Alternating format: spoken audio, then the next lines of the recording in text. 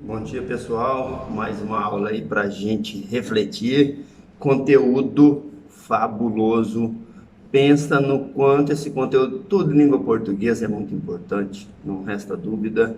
Mas se tem uma coisa que a gente não fica sem, é marcar o tempo do fato que nós estamos narrando, das ideias que nós estamos apresentando, dos argumentos, dos conceitos. Nós sempre utilizamos verbos para indicar um tempo verbal, um tempo vinculado ao ocorrido. Então, o tema da nossa área, da nossa aula hoje é verbo, tempos e modos. Então, nós vamos dar assim, uma destrinchada geral para a gente voltar organizando isso primeiro. O tema inicial nos faz voltar o assunto para algo que é comum, muito comum. Hoje nós falamos com muita frequência de um déjà vu, déjà vu. Então, o déjà vu é, na verdade, algo já visto. Em francês, na língua francesa, déjà vu significa algo já visto. Então, se é algo já visto, as pesquisas estão nos dizendo assim, normalmente as pessoas, vamos para uma explicação espiritual da coisa, né? Nós temos acesso livre do corpo físico em um outro plano, plano espiritual, a vida espírita do indivíduo. Toda pessoa religiosa sabe que o espírito vive além do corpo. Então, durante o período em que está no corpo, ele tem relacionamentos com outras pessoas fora do corpo e tem acesso a informações que nós não temos enquanto estamos em vigília, atentos, não é mesmo? E aí, alguns fatos que acontecem, a gente tem a sensação de que já viveu aquela história, já viveu aquele acontecimento. Nós já conhecíamos aquele lugar. São experiências espirituais intensas que ficam marcadas na nossa, de alguma forma, na nossa memória, né? E quando vivemos aquela situação, isso se manifesta e dá aquela sensação de algo já visto. É o que a gente chama de déjà vu, beleza? As pesquisas indicam que no cérebro acontece um fenômeno interessante. Em vez de o fato ocorrido estar sendo gravado na memória de curto tempo, né, a curto prazo, ela está sendo gravada na memória de médio ou longo prazo. Olha que coisa interessante, então. Nós vivemos um fato e aquilo é tão significativo que é gravado na memória de médio e longo prazo. É uma mistura que o cérebro faz para desconsiderar a primeira explicação espiritual, né? É uma mistura que o cérebro faz com presente e passado. É uma mistura de tempo verbal, vamos dizer assim, de período de acontecimento da coisa no fato de registro da memória, tá certo? Tudo bem. Provavelmente você já fez isso escrevendo na redação em língua portuguesa, dando alguma resposta, você fez uma bagunça verbal dessa, numa situação ou noutra. Isso deve ter acontecido e provavelmente você foi penalizado se era uma avaliação ou um concurso. O que nós vamos fazer? Nós vamos estudar a estrutura dessa classe gramatical, os verbos, falar dos tempos e dos modos para você entender com detalhe do que é que se trata. Veja bem, nós temos três modos verbais: indicativo, subjuntivo e imperativo.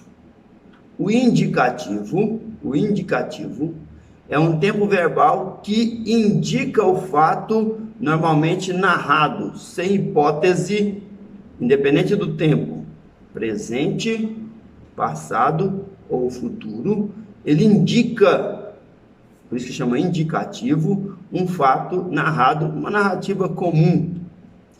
O subjuntivo, então, indicativo, e o subjuntivo. O subjuntivo indica indica algo como se estivesse acontecendo, se fosse, ok? Como o tema, então, nos leva a essa percepção, subjuntivo estão vinculados a conjunções. Que eu faça, se eu fizesse, quando eu fizer, são conjunções que indicam futuro, né, presente e pretérito, né? Vamos entender o pretérito como passado, é isso? E aí vem o imperativo. Então, o imperativo, ele é formado do presente, o imperativo, afirmativo e negativo, é uma ordem. Faça ou não faça algo. Estou usando o verbo fazer como modelo aqui para a gente poder entender. Então, o imperativo, ele é formado do presente do indicativo, algumas formas do presente indicativo e algumas formas do presente do subjuntivo. Por isso que nós fizemos essa colocação para a gente entender que os modos verbais são 3: indicativo, subjuntivo e imperativo. São 3 modos verbais, ok? Cada modo verbal tem um número de tempo. O indicativo são 6 tempos verbais, o subjuntivo são 3 tempos verbais e o imperativo são 2 tempos verbais. É como se eu dissesse assim, olha, nós temos que aprender os verbos identificando o seu tempo verbal dentro de um determinado modo, um determinado padrão, né? Um paradigma, um modelo. Existem 3 conjugações verbais em língua portuguesa, nós temos que se encaixar dentro desse padrão aí, né, dos modos, tempos e modos, né? E o que é que caracteriza essa alteração para eu saber em que tempo verbal e em que modo o verbo está sendo enunciado? O que caracteriza isso chama-se flexão verbal. Então nós temos inflexões verbais, nós vamos ter uma série de variações que vão indicar primeira, segunda e terceira pessoa do singular ou primeira, segunda e terceira pessoa do plural. Então, veja bem que nós temos uma certa organização para identificar uma estrutura verbal e usá-lo corretamente. E muita gente, porque fala a língua portuguesa, porque estuda, né, é falante, nativo da língua portuguesa, muita gente acha que conhece português. Se não estudar, não conhece. Ciência que não se estuda, não se conhece. A gente precisa estudar para entrar dentro dos conceitos básicos, identificar os objetos que são analisados, com que determinada área se ocupa na ciência. Para quê? Para a gente ter condição de criar em cima daqueles padrões, daquelas ferramentas que foram disponibilizadas, né, dentro de um determinado conceito, de um determinado objeto observado. Precisamos entender bem isso, para a gente saber do que é que se trata. Isso é fundamental, tá? Nós não temos como fugir desses princípios, né? Identificar elementos que nos ajudem a construir melhor. Não temos. Só é possível dar esse salto de qualidade em qualquer ciência quando nós paramos e fazemos uma classificação, um organograma dos dados e das informações básicas para a gente poder ir aprofundando. Toda ciência funciona assim, todo conhecimento é construído desta maneira. Então, você aí, falante de língua portuguesa, que acha que sabe português e por isso não estuda, está deveras enganado, tá? É um engodo, né? Você está se enganando. Sem conhecimento específico da área, olha isso que eu falei para vocês nesses 10 primeiros minutos, abordando a estrutura da organização tempo e modo verbais, né? Sem falar ainda dos tempos específicos, tá? Falei dos modos e de quantos tempos cada modo traz para a gente poder viabilizar os verbos. E aí nós vamos entrar com mais novidades. Falamos das 6 pessoas, na verdade 3 do singular e 3 do plural, né? 3 pessoas, 6 pessoas no discurso, né? Para quê? Para a gente entender que existe eu, tu, ele, nós, vós e eles. Então nós temos aí 6 pessoas para quem existe um processo de enunciação, né? Não é aleatório, né? Mas as flexões que apresentam cada uma dessas pessoas e as flexões que apresentam o tempo num modo dado ou específico. Em função dessa estrutura, desse organograma que nós fomos construindo do modo para o tempo, e agora do tempo verbal para as pessoas do discurso, nós consideramos que há desinências verbais que vão nos dar condições de construir a oração, construir a frase, o enunciado, né, a partir da ideia de tempo que nós temos com a estrutura do verbo mudando, né? Tem ali o radical, a estrutura que o radical nos permite dentro de cada tempo, né? As desinências de modo, posteriormente, as desinências de tempo, número e pessoa. Então, assim, normalmente essas desinências são construídas em 2 aspectos, 2 planos diversos, né? Distintos. Tempo e modo é uma, né? Pessoa, número e pessoa é outra, singular, né? Ou plural, e as 3 pessoas, primeira, segunda e terceira, né? Tempo e modo, presente do indicativo, presente do subjuntivo, imperativo, afirmativo, e aí vai sucessivamente, a estrutura vai nos dar esta informação. Então, o que a gente precisa entender? Que o verbo é a palavra que exprime ação, estado ou fenômeno da natureza. E nesse aspecto, ele indica, pela própria estrutura, todas essas desinências e todas essas movimentações de tempo, modo, pessoa e número, né, na sua organização, na sua estrutura. Então tá lá, ouço uma voz distante gritando meu nome. 2 ações, ouço, gritando. Ele não era um mau sujeito, mas estava mal-humorado naquele dia. Então, era mau sujeito, estava mal-humorado, estado. Chovia e relampejava na escura noite daquele agosto. Fenômeno da natureza. Chover e relampejar, ninguém executa essa ação. Não é isso?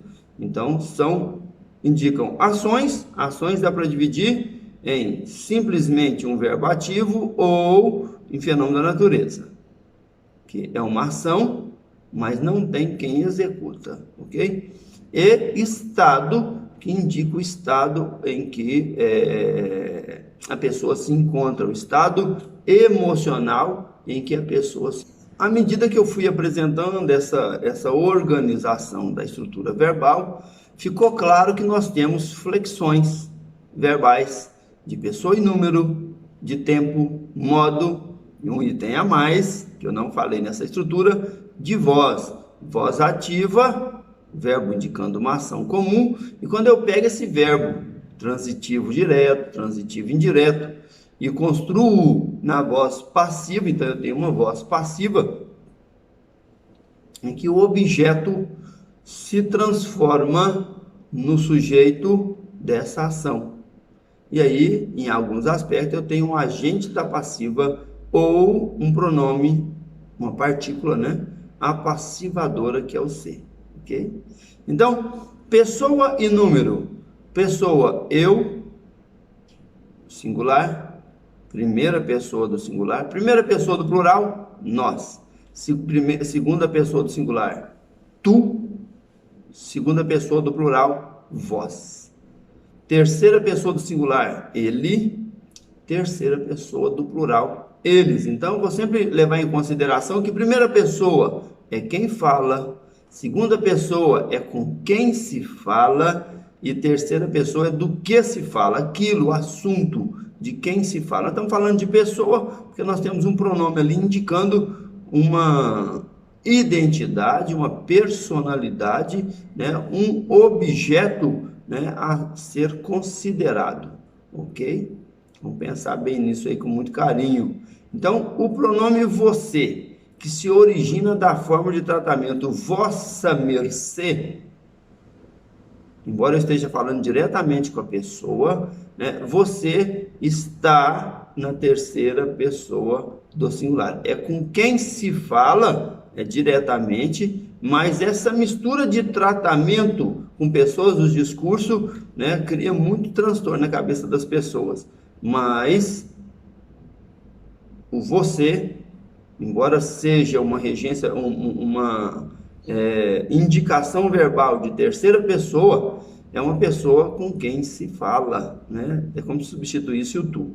Eu te falei, você não me ouviu. É uma mistura de segunda pessoa e o você, que é de terceira pessoa, ok? Vamos lembrar disso aí para a gente remodelar na hora de escrever uns com os outros aí, para eliminar o T para você. E aí nós vamos conhecer alguns pronomes de tratamento, formas de tratamento, para a gente entender como é que vai o verbo, colocar o tempo e modo verbal, número e pessoa verbais vão se movimentar dentro desse conteúdo, ok?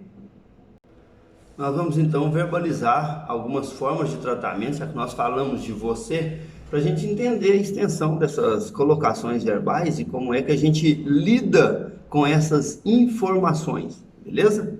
Veja bem, para presidente da República, senadores da República, ministro de Estado, governadores, deputados federais e estaduais, prefeitos, embaixadores, vereadores, cônsules, chefes das casas civis e casas militares, desembargadores, curadores, promotores e oficiais generais, até coronéis. Vossa Excelência, vossa essa ou vossa ex. Vossa Excelência, excelentíssimo presidente da República, não é? Então, reportando-se direto à pessoa, vossa excelência. Embora esteja em vossa segunda pessoa do plural, eu estou falando com uma pessoa só, tá? Pode acontecer isso, porque o vossa aqui não é um pronome possessivo, é uma forma de tratamento construída a partir desse elemento. Vossa magnificência são reitores de universidade. Estudaram, se promoveram, chegaram a esse cargo, né? Não foi por escolhas, eleições, né? Indicação do povo, né? Pelo esforço particular. Vossa Senhoria, diretores de autarquias federais, estaduais, municipais ou patentes militares, Vossa Senhoria.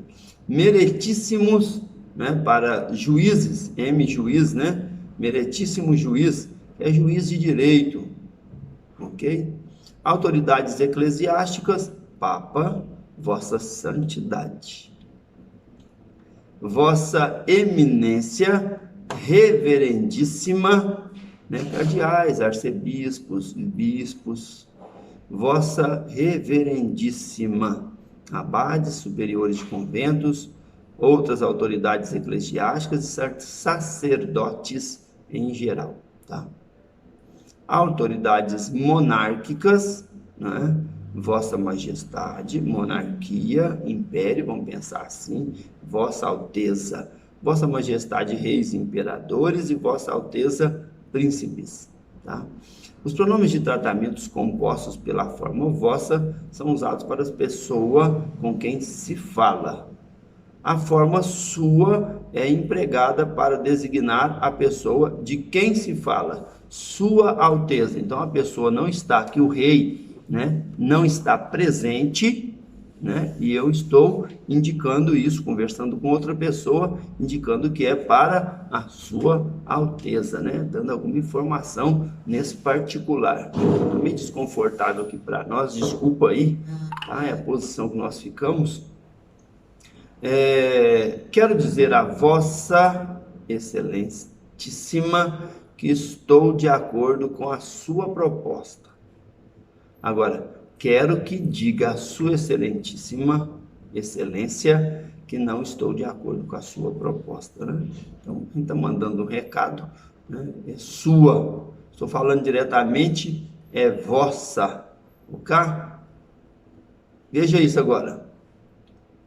Conforme a necessidade de comunicação, os tempos verbais que caracterizam um momento apresentam-se da seguinte forma: presente, pretérito imperfeito, pretérito mais que perfeito, pretérito perfeito. Olha que coisa chique. Futuro do presente e futuro do pretérito.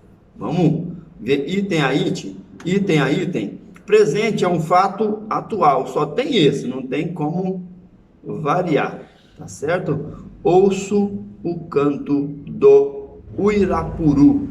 Ele canta uma vez no ano, um dia só do ano é que o Uirapuru canta. Então, ouço o canto do Uirapuru, que está lá na Mata Amazônica para isso, viu? No lugar certinho, na hora certa, senão nada feito, tá? Esse passarinho aí, todo pretinho, com a cabeça meio branca e azulada, azulínea, tá? Lindíssimo o Uirapuru, tá? Brasileira da natureza, né? Pretérito perfeito, é um passado que acabou, não volta mais, concluído. Ouvi o canto do Uirapuru. Vou pegar essa frase para a gente poder fazer todas as movimentações verbais e entender melhor. Pretérito imperfeito é um passado não concluído, como se ele tivesse condições de voltar a ser.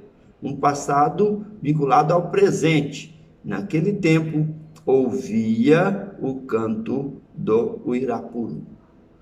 Passado que encerrou, acabou, não tem mais retorno, tá certo? Então, mais que perfeito, é um passado de um outro passado. Então, vamos lá. Quando você me encontrou, passado, eu já ouvira o canto do Uirapuru.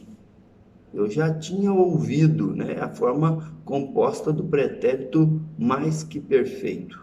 Tá? Futuro do presente é um futuro relacionado ao presente.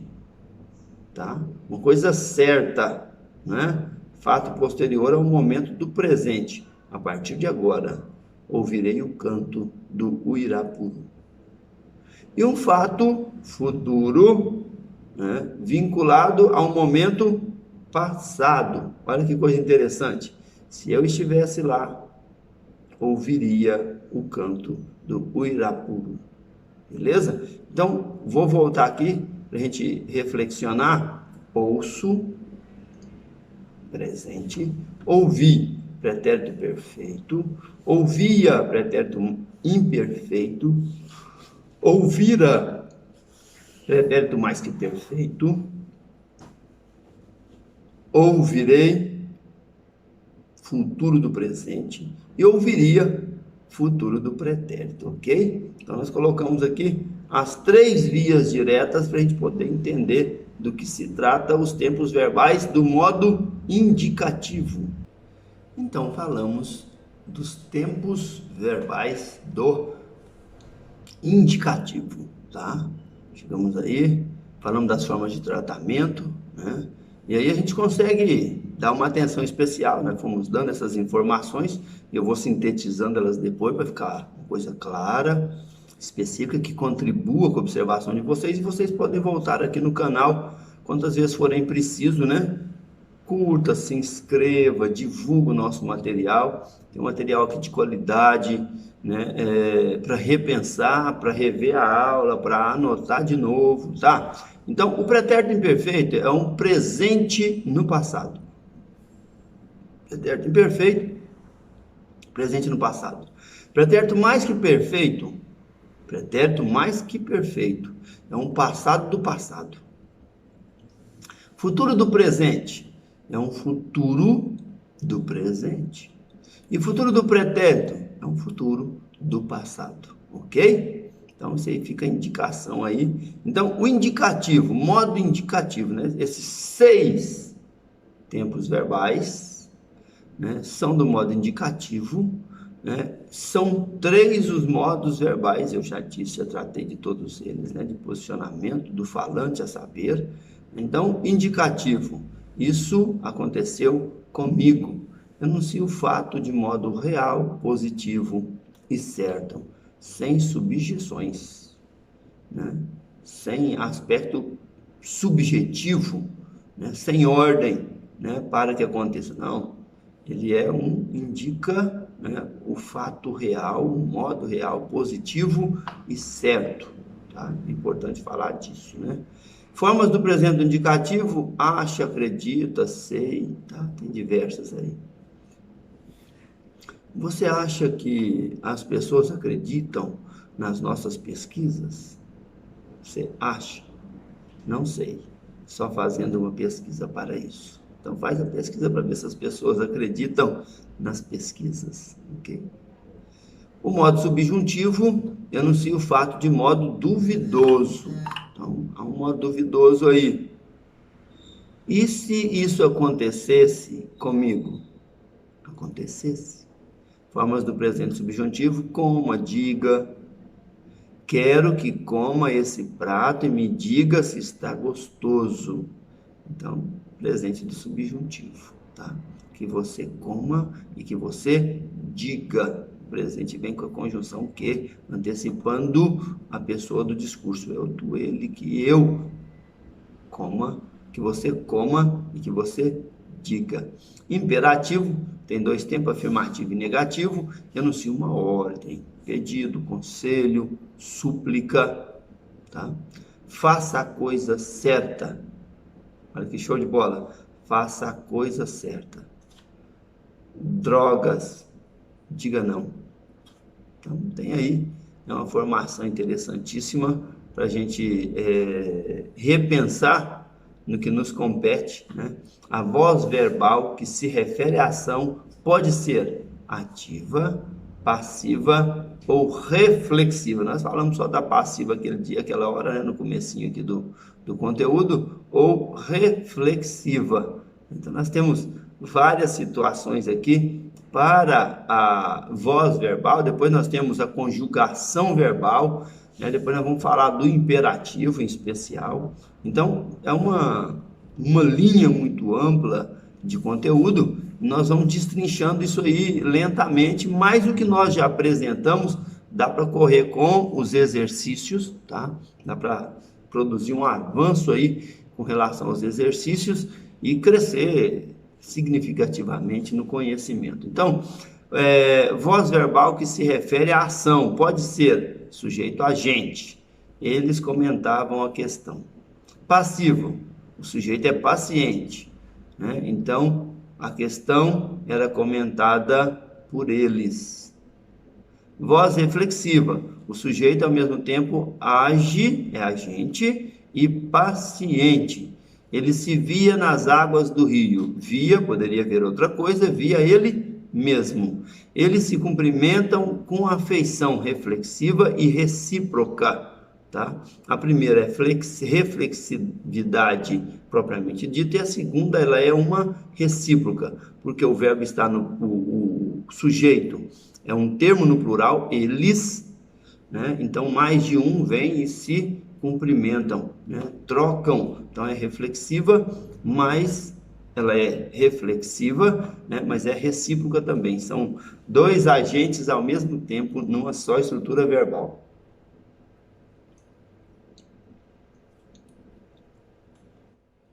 Aqui está assim, ó, 2 pessoas apertando a mão, né? 2 mãos. Hoje nós temos essa figurinha aí no Instagram disponível, né? No WhatsApp.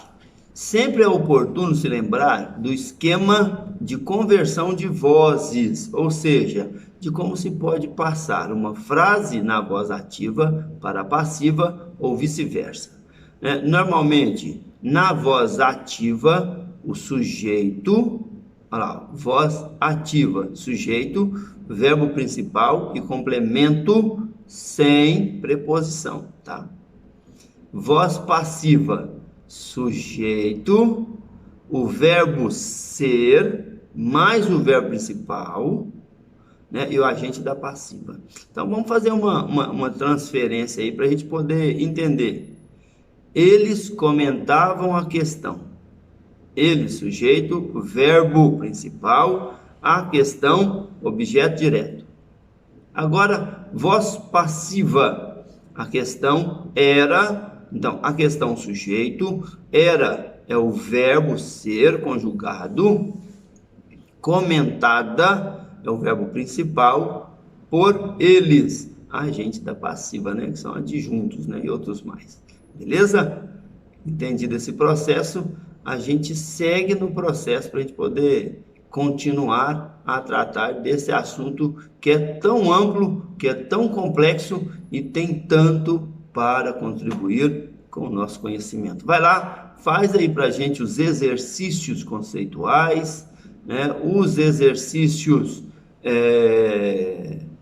contextuais, né, contextualizados, e os de aprofundamento dentro das possibilidades. Um grande abraço, uma ótima aula, fiquem com Deus.